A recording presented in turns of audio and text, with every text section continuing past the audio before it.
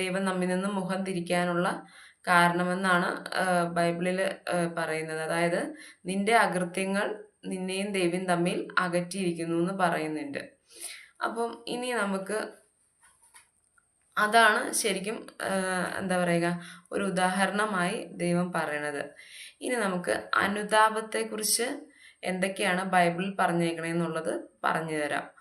ഹോസിയ പ്രവാചകൻ 14-ാം അധ്യായം എന്നുള്ളൊരു പാർട്ടുണ്ട് ബൈബിളിൽ. അതിനകത്ത് പറയുന്നത്, നിന്റെ ദൈവമായ കർത്താവിങ്കിലേക്ക് തിരികെ വരിക. അതായത് നമുക്ക് തെറ്റുപറ്റി എന്ന് നമുക്ക് തോന്നുന്ന ചില നിമിഷങ്ങളുണ്ടല്ലോ, എൻ്റെ ജീവിതത്തിൽ ദൈവമേ എനിക്കിങ്ങനെ തെറ്റുപറ്റിപ്പോയി എന്നൊക്കെ നമ്മൾ വിഷമിക്കുന്ന സമയങ്ങളുണ്ടല്ലോ. അപ്പോൾ അവിടെയൊക്കെ എന്താ ചെയ്യേണ്ടതെന്നുള്ളത് ബൈബിൾ അടിസ്ഥാനത്തിൽ നമ്മൾ മനസ്സിലാക്കുകയാണ് ചെയ്യണത്.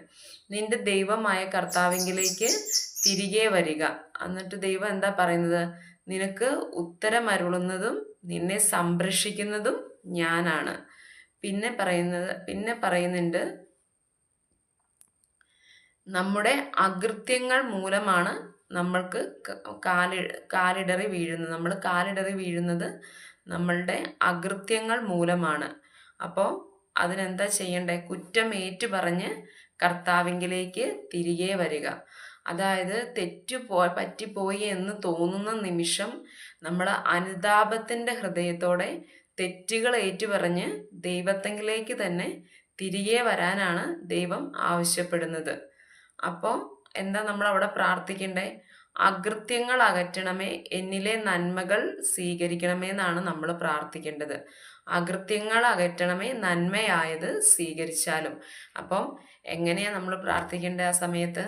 ദൈവമേ, എൻ്റെ തെറ്റുകൾ പൊറുക്കണമേ, എൻ്റെ അകൃത്യങ്ങൾ ക്ഷമിക്കണമേ, എന്നിലെ നന്മകളെ നീ സ്വീകരിക്കണമേ, എന്നിലെ തിന്മകളെ നീ ഓർത്തിരിക്കരുതേ എന്നൊക്കെയാണ് നമ്മൾ ആ സമയം പ്രാർത്ഥിക്കേണ്ടത്. അപ്പോൾ എന്തൊക്കെയാ നമുക്ക് വരുന്ന നമ്മുടെ ആ റിസൾട്ട് എന്തൊക്കെയാന്നുള്ളത് ഇനി പറയുന്നത് കേട്ടോ. ആദ്യം കർത്താവ് പറഞ്ഞേക്കുന്നത് എന്താ? കർത്താവ് അവിശ്വസ്തതയുടെ മുറിവുണക്കും.